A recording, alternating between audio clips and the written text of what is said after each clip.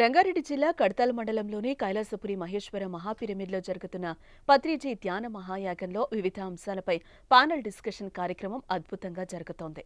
పత్రిజీ ధ్యాన మహాయాగంలో 5వ రోజు డిసెంబర్ 25న relation between parent and kids, తల్లిదండ్రులు పిల్లల మధ్య సంబంధ బాంధవ్యాలు అనే అంశంపై చర్చ జరిగింది.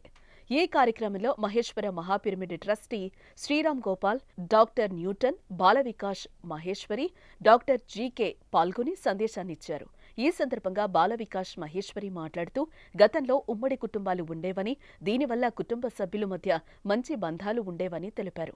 ప్రస్తుతం బిజీ లైఫ్లో తల్లిదండ్రులు పిల్లలతో ఎక్కువ సమయం గడపడం లేదని, దీనివల్ల సమస్యలొస్తున్నాయని తెలియజేశారు. అనంతరం డాక్టర్ జీకే మాట్లాడుతూ విద్యార్థి దశ నుంచే విద్యార్థులకు ఆత్మవిద్యను బోధించాల్సిన అవసరం ఉందని తెలిపారు. డాక్టర్ న్యూటన్ కొండవీటి మాట్లాడుతూ చిన్నతనం నుంచే పిల్లలకు ధ్యానం, శాకాహారం గురించి బోధించాలని తెలిపారు. పిల్లలకు ఏం కావాలో తల్లిదండ్రులు అర్థం చేసుకుని అది వారికి అందివ్వాలని సూచించారు. అనంతరం ధ్యానులు అడిగిన ప్రశ్నలకు చక్కటి సమాధానాలు చెప్పి వారి సందేహాలను నివృత్తి చేశారు.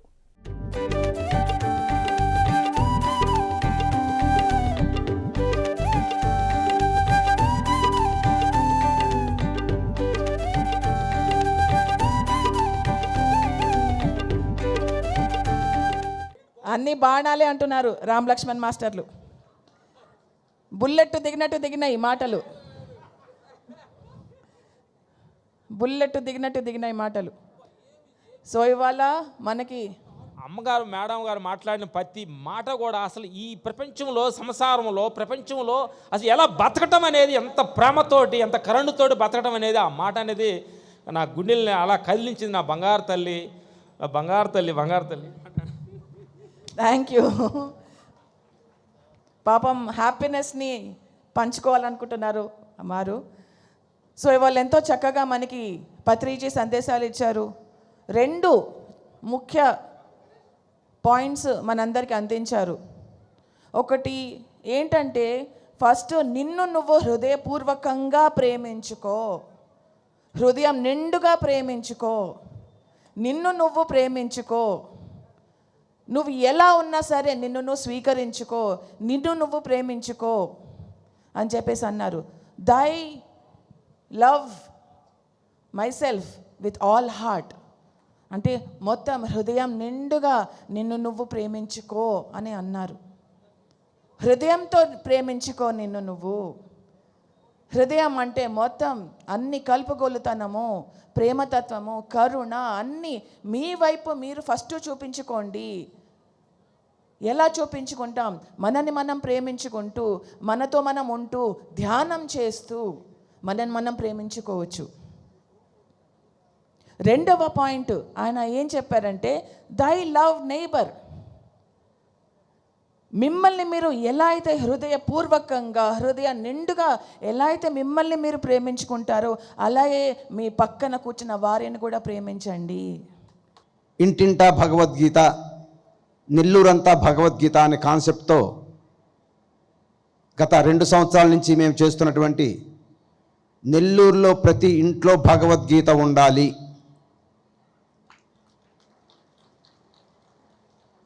రెండవది అక్కడితో ఆగకూడదు, ఢిల్లీ నుంచి గల్లీ దాకా గీతా గీత భగవద్గీత. గీతా వైభవమే భారత వైభవం. గీతా వాక్కు భారతీయుల హక్కు. గీత నేర్చుకో, రాత మార్చుకో. భగవద్గీత భక్తి భారతీయులకు విముక్తి. ఈ విధంగా శ్లోకాలు ఇస్తూ చిన్నపిల్లలు, స్కూల్ పిల్లల దగ్గర నుంచి పెద్దవారి వరకు అందరినీ సమీకరించుకొని ప్రతి నెల 2 సార్లు నెల్లూరులో ప్రతి వాడవాడకు ఓంకార జెండాలు తీసుకొని భగవద్గీతను చేతపట్టి ప్రతి ఇంటికి బోధిస్తూ దీని యొక్క అవసరాన్ని, దీని యొక్క గొప్పతనాన్ని, దీని యొక్క అమూల్యమైన సందేశాన్ని అందరికీ వివరిస్తూ జీవితం గడుస్తోంది. అంతేకాకుండా మిత్రులారా, ఈ మధ్య గీతా జయంతికి ఇది ముఖ్యంగా పాఠ్యాంశాలలో ప్రవేశపెట్టాలి, పాఠ్యాంశాలుగా పిల్లలకు చెప్పాలి అనే ప్రతిపాదనను స్థానికమైనటువంటి అన్ని రాజకీయ పార్టీల నాయకులకు, పెద్దలకు వినతి పత్రాలు అందించడం జరిగింది. ఏంటి భగవద్గీత అంత అమూల్యమా అనుకుంటే, ఇది సనాతన గ్రంథం స్వామి, సనాతన గ్రంథం, భారతీయుల ప్రామాణిక గ్రంథం. ద్వాపర యుగంలో కృష్ణ భగవానుడు చెప్పినటువంటి గ్రంథం. సుమారు 5166 సంవత్సరాల క్రితం ఈ భగవద్గీత పుట్టినరోజు. ఈ భగవద్గీతే అన్ని గ్రంథాలకు, అన్ని మతాలకు సర్వాధారమై ఉన్నది. ఇది వాస్తవం మిత్రులారా. ఇప్పుడు చెప్పాం 5167 సంవత్సరాలని. ఆ తర్వాత బుద్ధుడు ఇదే విషయాన్ని 2500 సంవత్సరాల క్రితం చెప్పాడు. అంటే భగవద్గీత వచ్చిన తర్వాత 2500 సంవత్సరాలు. ఆ తర్వాత 500 సంవత్సరాల తర్వాత యేసుక్రీస్తు జెరూసలేంలో ఈ భగవద్గీతను బోధించారు. ఆ తర్వాత 500 సంవత్సరాల క్రితం మహమ్మద్ ప్రవక్త ఇదే సూత్రాలను అరబ్బీలో బోధించారు. కావాలంటే వెతికి చూసుకోండి. అందుకని భగవద్గీత భారతీయుల ప్రామాణిక గ్రంథం, భారతీయుల ఆచరించవలసిన గ్రంథం, తెలుసుకోవలసిన గ్రంథం కూడా. పొరపాటున ఇది మరణమేళమైంది, అటకెక్కింది, ఆచరణలో లేదు, అందరి హృదయాలలో లేదు. దీన్ని పూర్తిగా ఎవరైతే చదివి నా భక్తుల హృదయాలలో పదిలపరుస్తాడో, మద్భేక్షతి అభిదాస్యతి మద్భక్తేష్వభిదాస్యతి, ఎవరైతే నా భక్తుల హృదయాలలో పదిలపరుస్తాడో, ఈ భూమండలం మీద అతని కంటే ప్రియమైన భక్తుడు నాకు ఎవ్వరు లేదని కృష్ణ భగవానుడు యొక్క ఉవాచ. 15 years back, is it 21st of December should be the beginning of this 10-day festival? 15 సంవత్సరాల క్రితము ఈ ధ్యాన చక్రాలు అనేది ఉన్నప్పుడు, అప్పట్లో 21 డిసెంబర్ నుంచి ఈ 10 రోజుల ప్రోగ్రామ్ని అప్పట్లో సార్ క్రియేట్ చేశారు. Now 21st December this year, the United Nations declared as the World Dhyana Meditation Day. See the coincidence. ఈ కోయిన్సిడెన్స్ చూడండి, పత్రి గారు చెప్పింది యునైటెడ్ నేషన్స్ 21 డిసెంబర్ని ప్రపంచ ధ్యాన దినోత్సవంగా ప్రకటించింది. 21st December, 15 years back, Patriji said, we began this. And 21st December this year, the World Assembly, the United Nations said it will be the World Dhyana Meditation Day. పత్రి గారు 15 సంవత్సరాల క్రితం చెప్పింది ఇప్పుడు నిజమైంది. So it's a great tribute to the master. ఈ మాస్టర్కి ఎంతైనా కూడా మనము ఒక మన సుమాంజలి సమర్పించుకోవాలి. I would request the trustees of this organization, which is also my organization now, and welcome you all to Heartfulness Campus next 21st December, and join us in celebrating World Meditation Day, all of us together. Patriji గారి సంస్థ నడుపుతున్న trust members అందరూ, ముఖ్యంగా నేను కూడా ఈ ట్రస్ట్లో భాగ్యస్వామ్యంగా సభ్యుడిగా భావిస్తున్నాను నన్ను నేను. ఈ ట్రస్ట్ మెంబర్స్ అందరికీ, అలాగే సభ్యులందరికీ కాన్హా శాంతివనంలో వచ్చే సంవత్సరం 21st డిసెంబర్ అందరం కలిసి సామూహికంగా ధ్యానం చేసుకుందామని దాజీ గారు పిలిపిస్తున్నారు.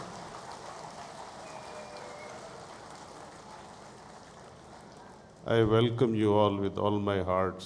Please do come. అందరినీ నా హృదయాంతరాల్లో ఉన్న ప్రేమతోటి పిలుస్తున్నాను, తప్పకుండా రండి అని అంటున్నారు. I like to share something which has made me think many a times why many religions, many spiritual groups don't come together. నేను మీతోటి ఒక ముఖ్యమైన విషయాన్ని పంచుకోవాలనుకుంటున్నాను. నేను చాలా సంవత్సరాలు ఈ విషయం గురించి ఆలోచిస్తున్నాను. ఎందుకు రకరకాల మత సంస్థలు, ఆధ్యాత్మిక సంస్థలు ఎందుకు ఒకే వేదికని పంచుకోరు అనే ప్రశ్న నాకు ఎప్పుడు కలవరపెడుతుందని. We may have philosophical, ideological differences. Our identification with philosophies can be different. But we have one simple goal which is common to us, which should bring us together. That common goal is God realization. I can learn from you, you can learn from us. మనం తత్వం వల్ల, సిద్ధాంతాల వల్ల రకరకాల నమ్మకాలని మనం పెంచుకోవచ్చు, అందులో తప్పేం లేదు. కానీ అన్ని తత్వాలకి, అన్ని సిద్ధాంతాలకి కామన్ ఒకటే సూత్రం అన్నమాట, భగవత్ సాక్షాత్కారం. ఈ భగవత్ సాక్షాత్కారాన్ని అందరం కలిసి నేర్చుకోవచ్చు. నేను నేర్చుకుంటాను, మీరు నేర్చుకోండి అని అంటున్నారు. నమస్కారం, అందరికీ క్రిస్మస్ శుభాకాంక్షలు. రోజు చూస్తున్నాను ప్రోగ్రామ్స్ అన్నీ చాలా బాగా జరుగుతున్నాయి. అందరూ ఎంతో ఆనందంగా సెలబ్రేట్ చేస్తున్నారు. ఎప్పుడైనా ధ్యానం యొక్క ప్రాముఖ్యత ఇంత ఉంటుంది అని ఎవరూ అనుకోలేదేమో. కానీ పత్రిగారి కృషి ఊరికే పోలేదు. 40 ఏళ్ల ప్రయాణం అయినది ఈ ధ్యాన ప్రపంచాన్ని స్థాపించడానికి, ప్రతి వాళ్ళ దగ్గరికి ధ్యానం తీసుకెళ్ళడానికి. ఎడతెరిపి లేకుండా ఆయన ఎప్పుడూ ప్రయాణం చేస్తూనే ఉన్నారు. మీరందరూ ఈరోజు ఇక్కడ హాయిగా కైలాసపూర్లో ఉండి ధ్యానాన్ని ఆస్వాదిస్తున్నారంటే పత్రికారి కన్న కళ ఇది. వేల మంది వచ్చి ధ్యానం చేయాలి, ధ్యాన జగత్తు కావాలి, శాకాహార జగత్తు కావాలి, అన్ని చోట్ల పిరమిడ్లు రావాలి. ఇది ఆయన కోరిక. నా ధ్యాన ప్రయాణం 1985లో స్టార్ట్ అయింది. ఆ రోజు నుంచి కూడా ధ్యానం పట్ల, ధ్యానంలో ఏదో సాధించాలి అనే ఉద్దేశంతో నేను మొదలెట్టాను. అప్పట్లో ఇప్పుడున్న వాళ్ళు ఎవరూ లేరు, కేవలం నేను ఆయన ఉండేవాళ్ళము. అలాగా నేను ధ్యానంలోకి ఎంటర్ కాగానే నాకు ప్రథమంగా కనిపించింది యేసుక్రీస్తు మాత్రమే. ఆయన నాకు వచ్చి నా ధ్యానంలో కనపడి ఎలా రోగాల్ని నయం చేయాలి అనే విద్యని నేర్పించారు. అప్పట్లో ఇలా ఒక మనిషికి ఇలా నేను చేయగలడు అనే జ్ఞానం కూడా మాకు లేదు కనుక అదొక వింతగా అనిపించింది. చేశాను కొన్నాళ్ళు. ఇలాగా పత్రిగారు కూడా చాలా సింపుల్ వర్డ్స్లో ధ్యానం, శాకాహారం, లేకపోతే ఆనాపానసతి, శ్వాసమిది ధ్యాస, ఇలాంటి చిన్న పదాలతోనే సారాంశం మొత్తం, ఆధ్యాత్మిక సారాంశం అంతా ఇచ్చేశారు అందరికీ. ఆయన ఎప్పుడు పెద్ద వర్డ్స్ వాడలేదు. డైమండ్స్ అంట, గెలాక్సీస్ అంట, ఇవన్నీ ఎప్పుడూ ఆయన మాట్లాడలేదు. అవన్నీ అవసరం కూడా లేదు మనిషికి. మనం ఉన్న చోట మంచిగా ఎలా ఉండాలి అంతే, అది చాలు. మనం రోజువారీ జీవితంలో మనం ఎలా ప్రవర్తిస్తున్నాం, ఎలా జీవిస్తున్నాం, ఎలా మాట్లాడుతున్నాము, ఎలా ఒదిగి ఉంటున్నాము, అందరికీ మర్యాద, ప్రేమ ఎలా పంచాలి, ఇదే నేర్పించేవారు ఆయన. ఎలా భోంచేయాలి, ఎలా తినాలి, ఎలా వడ్డించాలి, వంట ఎలా చేయాలి, ఇవన్నీ నేర్చుకుంటే చాలు. అంతేగాని మనం ఏదో లోకాల్లో ప్రయాణించడం కానీ, ఏదో లోకాల్లో చేసేయాలని కానీ అంత అవసరం లేదు మనకి ప్రస్తుతం. జీవితం చాలా సింపుల్, ఆధ్యాత్మిక అంతకంటే సింపుల్. ఆ సింపుల్ వర్డ్స్లోనే మనం అన్నీ నేర్చుకోవచ్చు కూడా. ధ్యానం చేస్తే చాలు, దానంతట అవే అన్నీ వస్తాయి. చాలామంది చెప్తుంటారు ఈ లోకాలు, ఆ లోకాలు. కరెక్టే, ఉంటాయి, ఉండొచ్చు కూడా. కానీ వాటి కోసం మనం లేము, మన కోసం ఉన్నాయి. మనం ధ్యానం చేస్తే మనకే వస్తాయి. కేవలం ధ్యానం ఒకటే మార్గం ఎక్కడికైనా వెళ్ళడానికి. సూక్ష్మ శరీర యానం అంటారు, మూడో కన్ను తెలుసుకుంటుంది, ఇవన్నీ ఉంటాయి. బట్ మనం దేనికోసం చేస్తున్నాము, మన్ని మనం తెలుసుకోవడం కోసం చేస్తున్నాము ధ్యానం. సంసారంలో మన యొక్క బంధుత్వాల్ని కానీ మన యొక్క రిలేషన్షిప్స్ కానీ మంచిగా పెట్టుకోవడం కోసం మనం ధ్యానం చేస్తున్నాము. అది ఒక్కటి మనం తెలుసుకుంటే చాలు. అందరినీ ప్రేమగా చూసుకోవడము, మన సెల్ఫ్ ఇంపార్టెన్స్ని తగ్గించుకోవడము, అహంకారాలను తగ్గించుకోవడము, ఇవన్నీ చేశామంటే చాలు, మనం ధ్యానులమే, ఇంకేమీ చేయక్కర్లేదు. ఇవాళ రోజున అందరినీ ఇలాగా మీతో అందరితో మాట్లాడడం చాలా ఆనందంగా ఉంది. Thank you very much.